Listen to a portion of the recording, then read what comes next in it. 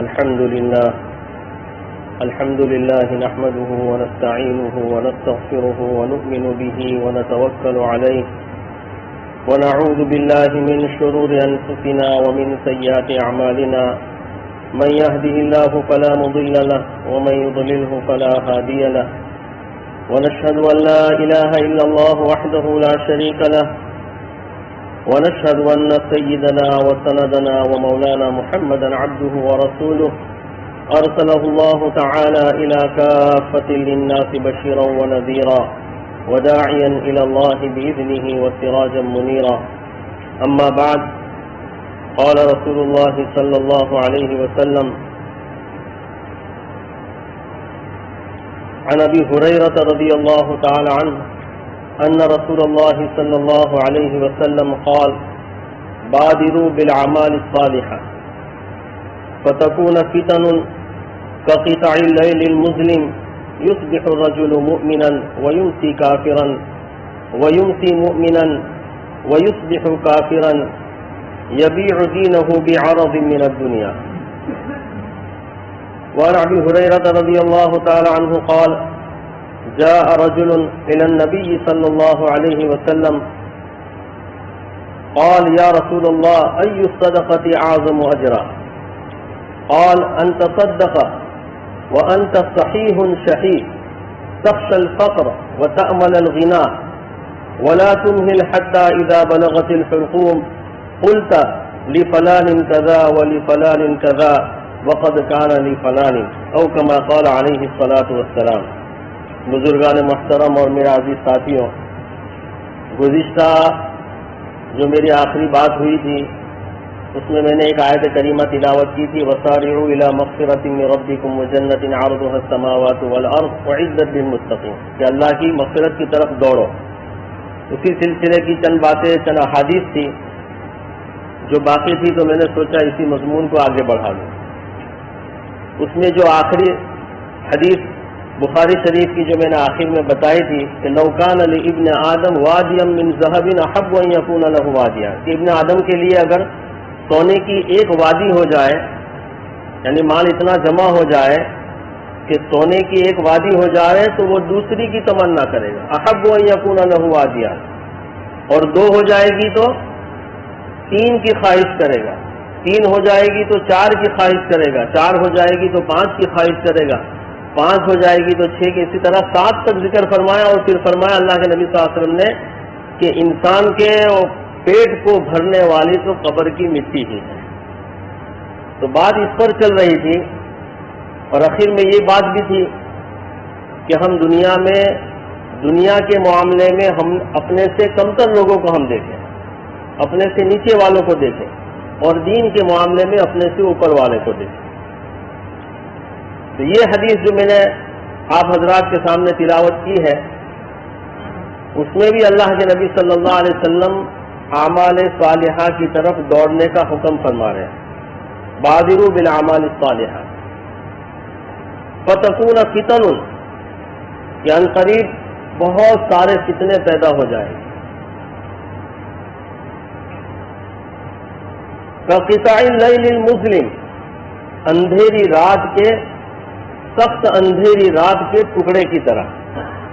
ہم جو اس وقت گزر رہے ہیں اور اس دنیا کے حالات پر جن لوگوں کی نظر ہے وہ دیکھیں گے تو یہ حدیث گویا ہمارے لیے ہی ابھی نازل ہوئی ہے، ہمارے لیے ہی اللہ کے نبی صلی اللہ علیہ وسلم نے گویا فرمائی کہ ایک کے بعد ایک فتنے آ رہے ہیں، مسلسل فتنے ہیں.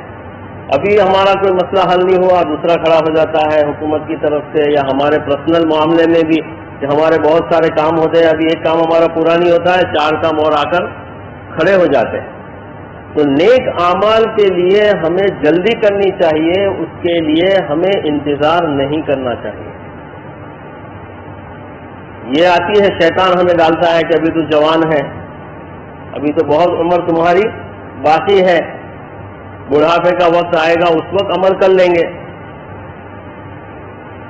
تو یہ شیطانی فتنے کی وجہ سے آدمی نیک عمل سے رک جاتا ہے، اس کو ٹالتا رہتا ہے.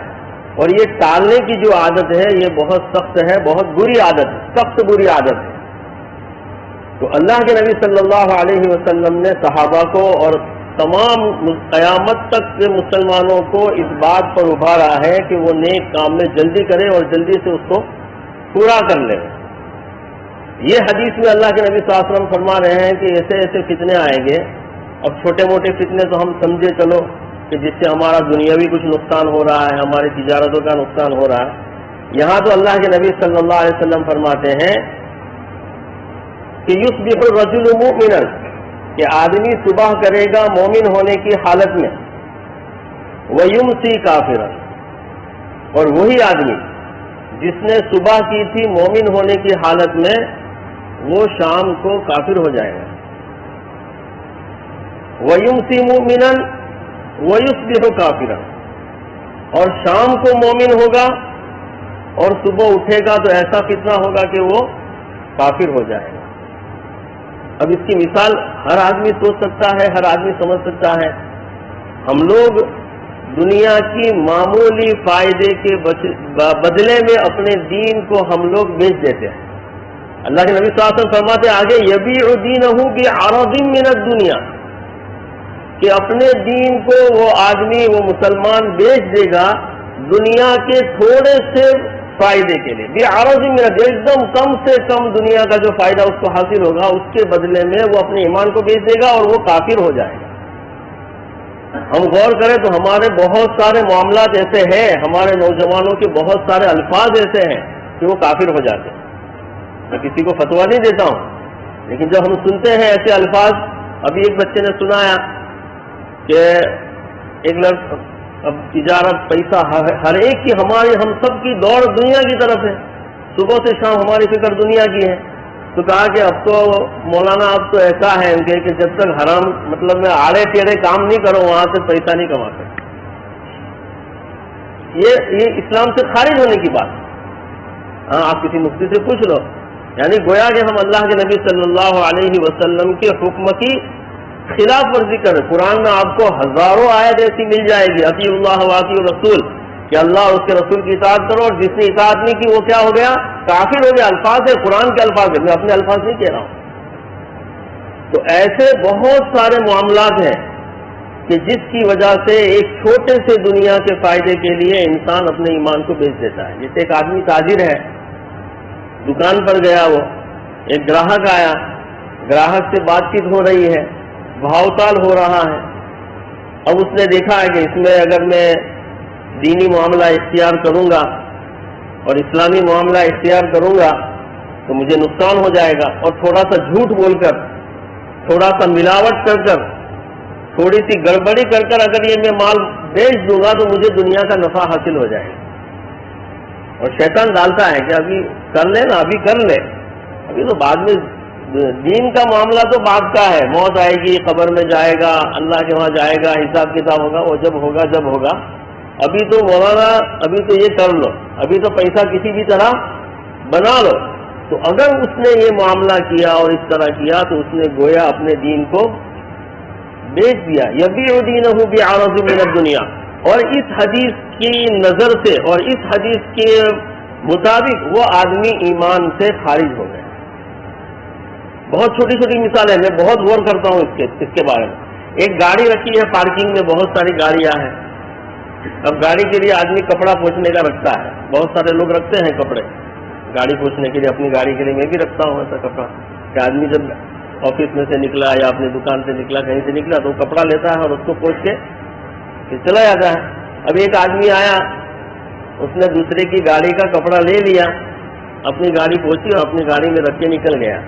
یہ کیا کیا اس نے, یبیع دینہ بعرض من الدنیا, یہ بھی اس میں شامل ہے کہ اس نے ایک چھچڑے کے لیے اپنے ایمان کو بیچ دیا. مسلمان کی شان نہیں ہے کہ وہ کسی کا ایک چھچڑا بھی وہ لینے بغیر اس کی اجازت کے پیسے اور مال اور دولت تو بہت دور کی بات ہے.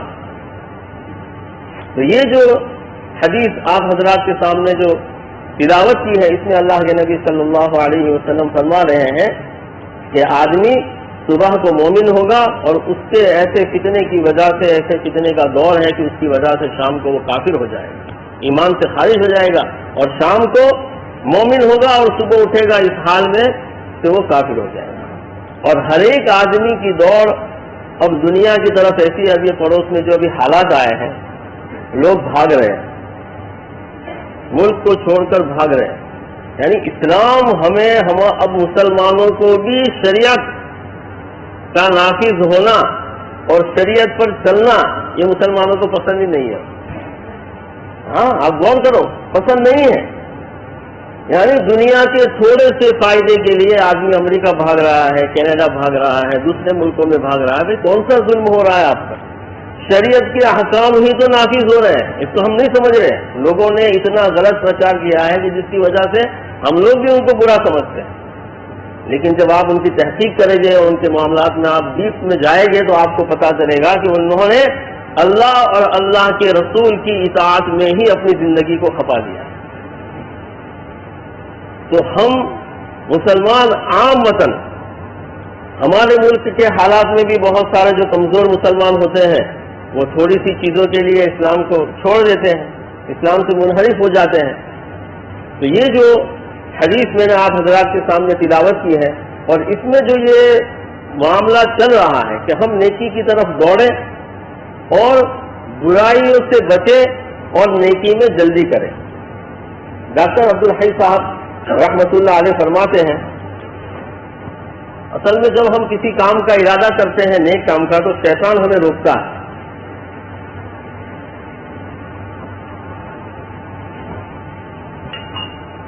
وہ ہمیں ٹالنے کے لیے کہتا ہے کہ معاملے کو ابھی ٹال دو، بعد میں کرو. وما ابرئ نفسی ان النفس لامارۃ بالسوء. قرآن میں اللہ تبارک و تعالیٰ فرماتے ہیں، حضرت یوسف علیہ السلام کا یہ قول ہے کہ میں اپنے نفس سے بری نہیں ہوں. ہر انسان کے اندر نفس ہے. ان النفس لامارۃ بالسوء، اور نفس امارہ ہے یہ تو ہمیں برائی ہی کی طرف لے جاتا ہے. ہر آدمی کو لے جاتا ہے، وہ عالم ہو غیر عالم ہو، ہر ایک آدمی کو نفس برائی کی طرف لے جاتا ہے جلدی سے، اور اچھائی کرنے سے اس کو روکتا ہے. تو ایک مثال ہے، ڈاکٹر عبدالحی صاحب رحمۃ اللہ علیہ خود فرماتے ہیں، جب بڑی عمر ہو گئی، تہجد کا ان کا معمول تھا تہجد پڑھنے کا، تو جب بہت ضعیف ہو گئے، کمزور ہو گئے، تو ایک رات آنکھ کھلی تہجد کے وقت میں، تو سوچا کہ طبیعت تھوڑی ناساز تھی، تو یہ سوچا کہ تہجد تو کوئی فرض ہے نہیں، واجب تو ہے نہیں، اگر میں نے نہ بھی پڑھ لی تو کیا حرج ہو جائے گا. ایسا کرتا ہوں چلو بستر پر دعا ہی کر لوں. یہ بھی ہے. یاد رکھیں کہ اگر کسی کی آنکھ کھلتی ہے تہجد کے وقت میں، تہائی رات میں، 2 رات گزرنے کے بعد، تو تہائی رات میں اگر آپ کی آنکھ کھلتی ہے تو آپ اس وقت اٹھ جاؤ اور وضو کر لو اور نماز پڑھ لو. تہجد سے یہ تو اعلیٰ درجہ ہے، بہت قیمتی درجہ ہے. اور اگر آپ یہ نہیں کر سکتے ہیں تو کم سے کم بستر پر دعا کر لیں اللہ تبارک و تعالیٰ سے. وہ دعا کا قبولیت کا وقت ہے، استغفار کر لیں اس وقت. اللہ تعالیٰ خاص یہ الفاظ خاص فرماتے ہیں کہ ہے کوئی مغفرت کا طالب، تو ہم لوگ اس وقت اٹھ کر مغفرت کر لیں، استغفار کر لیں. اور اگر ہمت ہو جائے تو بیٹھ جائے، بیٹھ کر بستر پر آپ بیٹھ کر دعا بھی کر سکتے ہیں. بستر پر آپ بیٹھ جائیں، قبلہ رخ ہو جائے، آپ پاک ہے تو دعا کر لیجئے بغیر وضو کے، آپ کر سکتے ہیں. پھر سو جاؤ آپ کو اگر نیند کا زیادہ تقاضا ہے، اور آپ اٹھ جاؤ تو بہت بہتر ہے. تو کہا نفس نے میرے اندر یہ خیال ڈالا کہ ابھی عمر بھی ہے، طبیعت تھوڑی ناساز ہے آپ کی، تو بستر پر کر لو. پھر میرے کو ایسا، میں نے اپنے نفس کو تھوڑا دبایا اور کہا کہ چلو بیٹھ تو جاتا ہوں. پھر میں بیٹھ گیا. بیٹھنے کے بعد یہ سوچا کہ چلو تھوڑا استنجا وغیرہ ہے تو اس سے فارغ ہو جاتا ہوں. تو استنجا وغیرہ فارغ کرنے گئے تو سوچا کہ چلو وضو بھی کر لیتا ہوں، وضو سے اچھا ہو جائے گا، وضو کر کے میں دعا کر لوں گا تو اور بہتر ہو جائے گا. اور وضو کر کے بستر پر آئے تو سوچا کہ اب وضو بھی کر لیا ہے میں نے، نیند بھی تھوڑی اڑ گئی ہے، تو اب بہتر یہ ہے کہ میری نماز پڑھنے کی جگہ چلا جاتا ہوں اور 2 رکعت نماز پڑھ لیتا ہوں. تو کہا کہ اس طرح بھی ہم اپنے نیک اعمال میں رکاوٹ کو دور کر سکتے ہیں. آدمی عقل لگائے، ہم دنیا کے پیچھے ہماری تمام صلاحیت لگاتے ہیں لیکن دین کے معاملے میں ہم صلاحیت نہیں لگاتے. تو اس کے لیے بھی ہمیں فکر کرنا پڑے گی. نیک کام آسانی سے نہیں ہوتے. نماز 5 وقت مسجد میں پہنچ کر نماز پڑھنا یہ آسانی سے نہیں ہوتا ہے. نفس کو دبانا پڑتا ہے، اس کے اوپر اپنی خواہشات پر ہمیں پیر رکھنا پڑتا ہے، اس کو دبانا پڑتا ہے، جب جا کے ہم نیک اعمال کو پورا کرتے ہیں.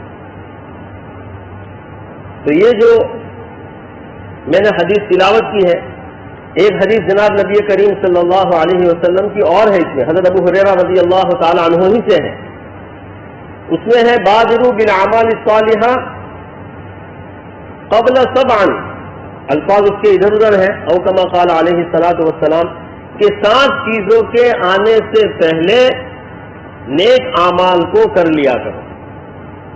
کیا تم هل تنتظرون مرضا مفسدا، کیا تم انتظار کرتے ہو ایسی بیماری کا کہ جو تم کو بالکل لاغر کر دے؟ یعنی آدمی کو اللہ نے صحت دی ہے تو صحت کے زمانے میں ہی وہ عبادت میں لگ جائے، بڑی عمر کا انتظار نہ کرے کہ میں 40 سال 50 سال کا ہو جاؤں گا پھر اس کام کو کروں گا، نہیں، ابھی جو عمر میں ہیں آپ، اللہ تبارک و تعالیٰ نے آپ کو سمجھ دی ہے تو اسی عمر میں نیک اعمال کی طرف بڑھ جاؤ۔ اور حرم مسندا، یا کیا بڑھاپے کا انتظار ہے کہ بوڑھا ہو جاؤں گا اس کو عمل کروں گا؟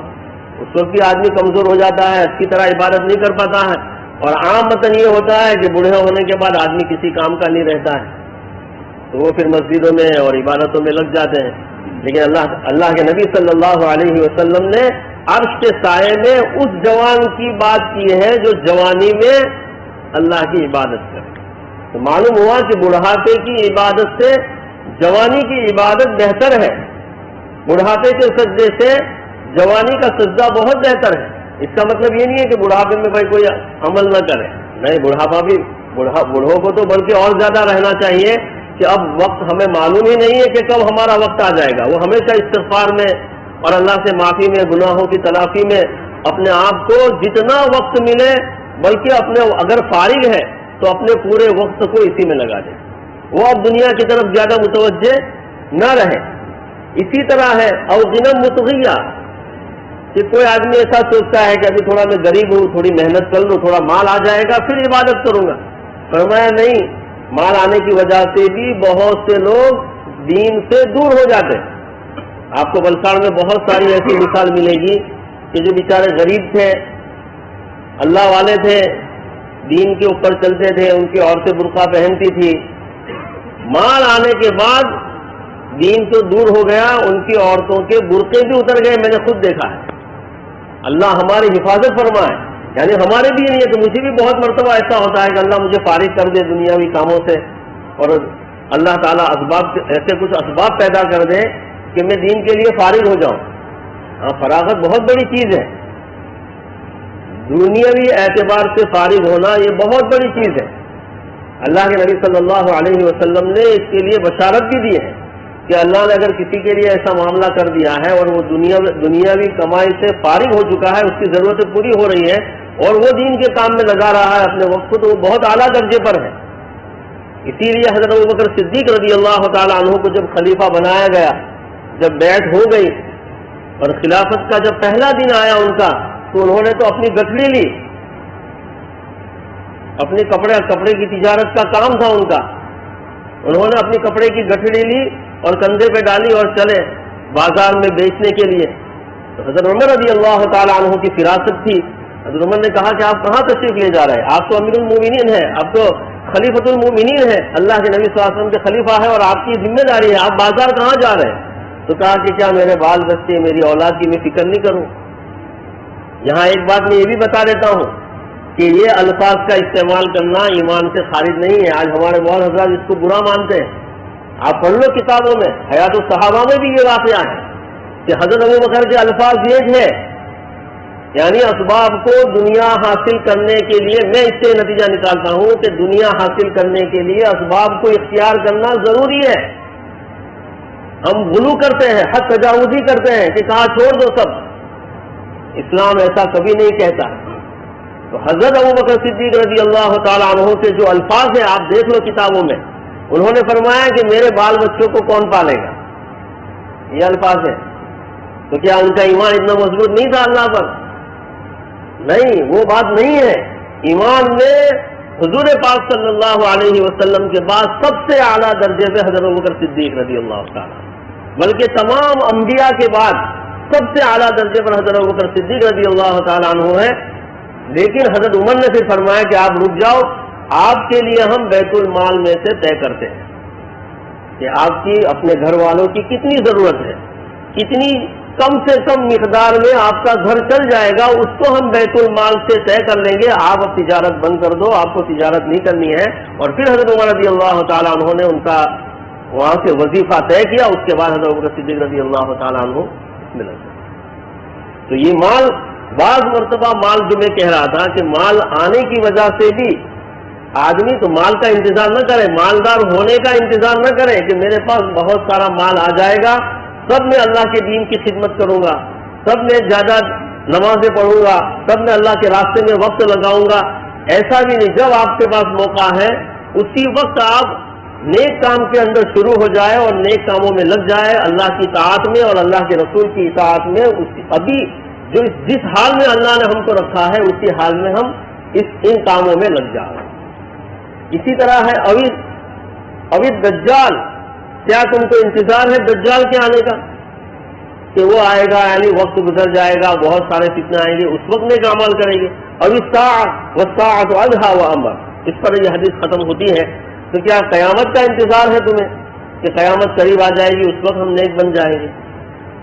آدمی کی موت ہے، وہ ہر آدمی کے لیے قیامت ہے، اس کی ہر آدمی کی قیامت اس کی موت ہے، اس کی موت آ گئی، اس کی قیامت آ چکی۔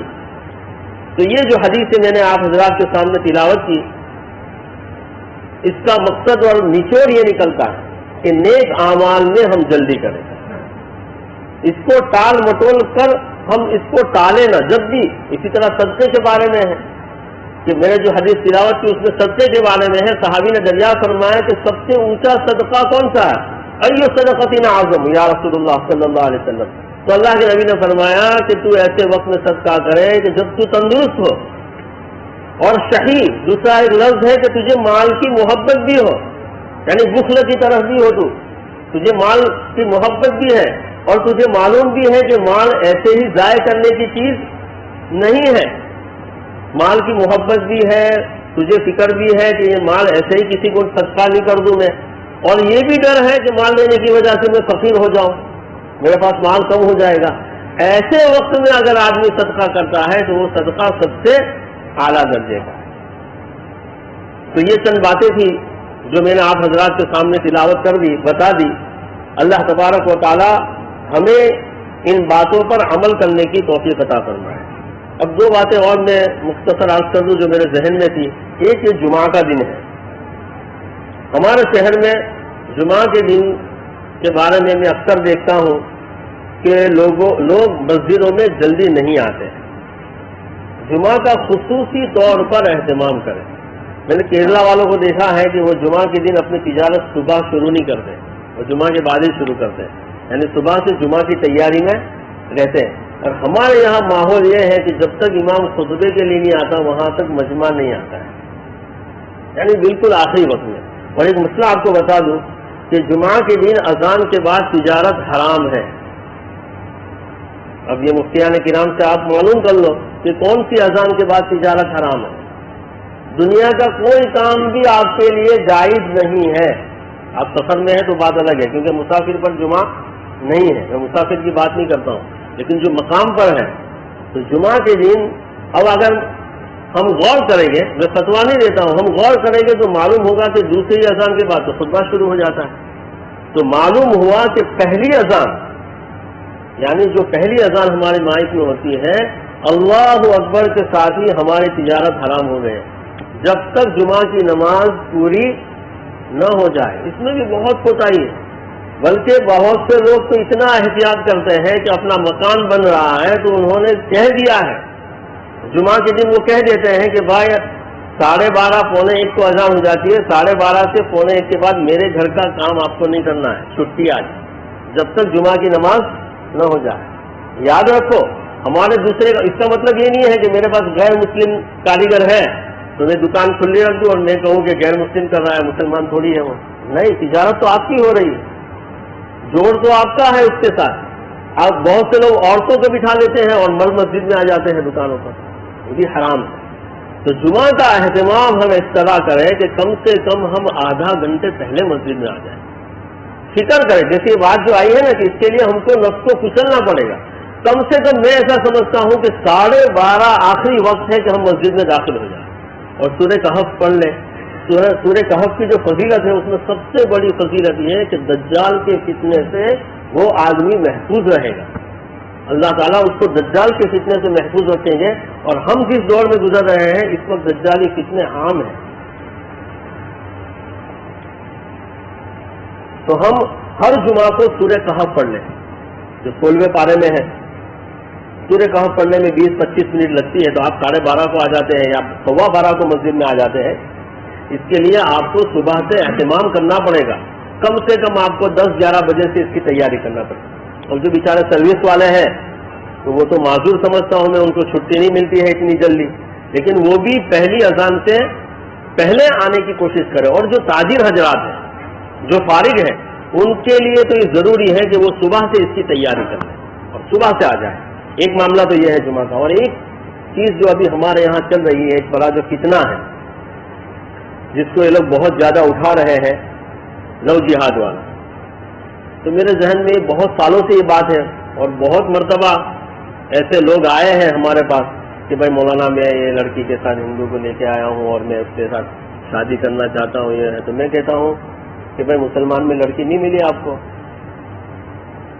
یہ سمجھ لو کہ کسی غیر کو پیار میں پھنسا کر یا کسی طرح سے آپ کا اس کے ساتھ عشق وغیرہ ہو گیا ہے اور پھر آپ شادی کرنے کے لیے اس کو لا رہے ہیں.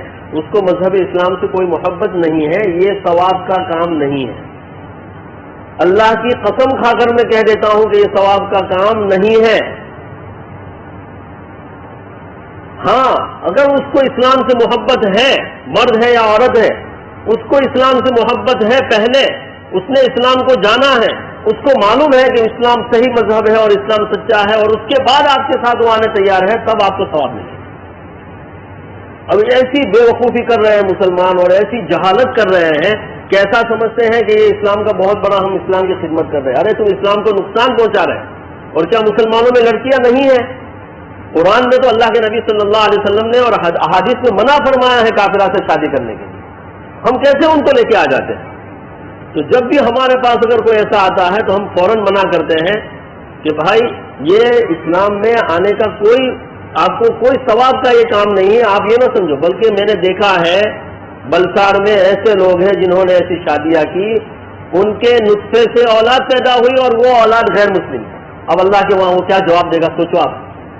وہ مسلمان ہے, اس نے غیر سے شادی کی, اس سے اولاد پیدا ہوئی, اب وہ اولاد غیر کے ساتھ ہے, وہ اسلام میں آئی نہیں, اب دونوں الگ ہو گئے.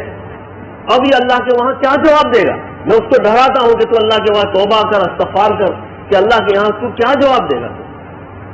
اسلامی یعنی ایک مسلمان کے نطفے سے کافر پیدا ہو گیا, تو یہ کون سا ثواب کا کام ہے؟ اس لیے ہم اپنے معاشرے میں, اپنے مذہب میں, جہاں جہاں اپنے علاقے میں ہم لوگ ہیں, اس بات کو ہم سختی کے ساتھ منع کریں اور ان کو کہیں, غیر مسلموں کو کہیں کہ ہمارا مذہب اسلام اس کے لیے منع کرتا ہے کہ ہم غیر سے شادی کریں.